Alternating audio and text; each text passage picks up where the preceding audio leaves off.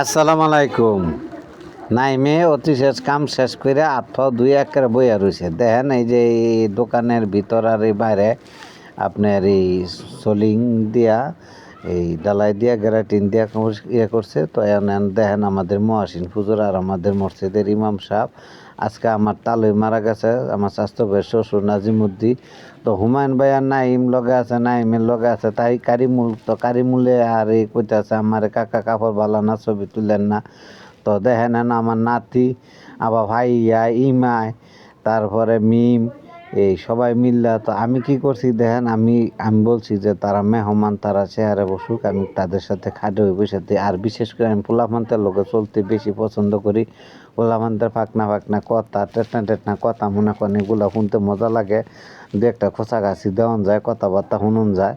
তো আমি আবার এই পোলাপান্তের লোকে খুব স্বাচ্ছন্দ্য বোধ করি। তো দেখেন এতিমের নতুন বইয়া রয়েছি পরে আইনা দিছে কতক্ষণ পরে একটা প্লেট দিছে পরে ওই দিন এই মিমে আবার আসে।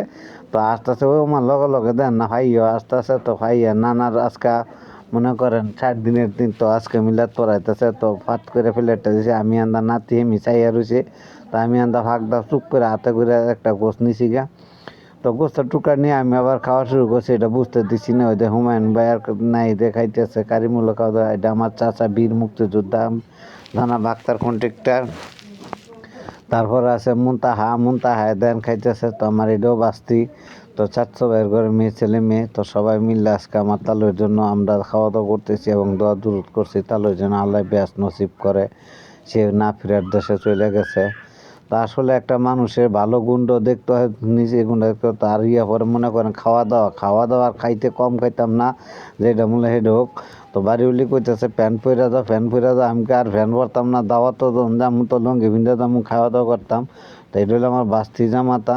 তো বাস্তি জামাতার লগে তার বাগিনা তো রিফাত, আমার বাস্তির জামাতার নাম হলো রিফাত, আতলাপুর তাদের বাড়ি। তো সে অত্যন্ত ভালো লোক। তো সবাই ভালো থাকবেন, আসসালামু আলাইকুম।